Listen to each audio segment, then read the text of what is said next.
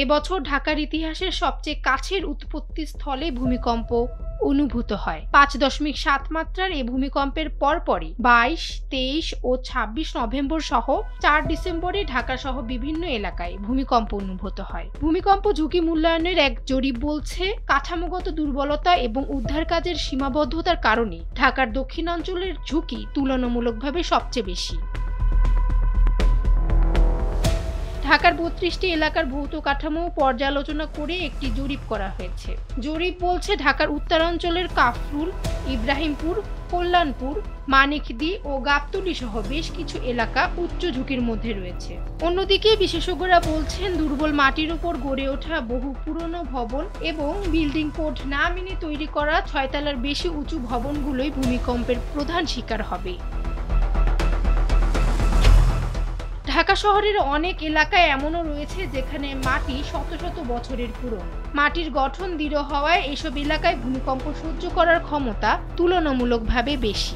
এই এলাকাগুলো হলো রমনা, পল্টন, মগবাজার, নিউ মার্কেট, লালমাটিয়া, কোতোয়ালি, সবুজবাগ, খিলগাঁও, মতিঝিল, ধানমন্ডি, শেরেবাংলা নগর, মিরপুর, ক্যান্টনমেন্ট, পল্লবী, শাহালি, লালবাগ, গ্যান্ডারিয়া, গুলশান ও তেজগাঁও। রাজধানী উন্নয়ন কর্তৃপক্ষ রাজুকের সাম্প্রতিক এক সমীক্ষা বলছে, টাঙ্গাইলের মধুপুর ফল্টে 6.9 মাত্রার ভূমিকম্প আঘাত হানলে 40.28% থেকে 64.83% ভবন ধসে পড়তে পারে।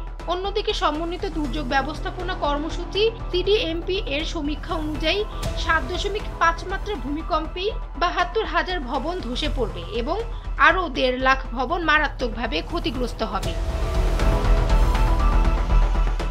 সমীক্ষা আরও বলছে, দিনের বিভিন্ন সময়ে ভূমিকম্প হলে হতাহতের সংখ্যাও ভিন্ন হতে পারে। সকালে হলে মৃত্যু হতে পারে 2,10,000 থেকে 3,10,000 মানুষের। বিকালে হলে এই সংখ্যা 2,70,000 থেকে 4 লাখ পর্যন্ত হতে পারে এবং রাতে হলে নিহতের সংখ্যা 3,20,000 থেকে 5 লাখ পর্যন্ত পৌঁছাতে পারে।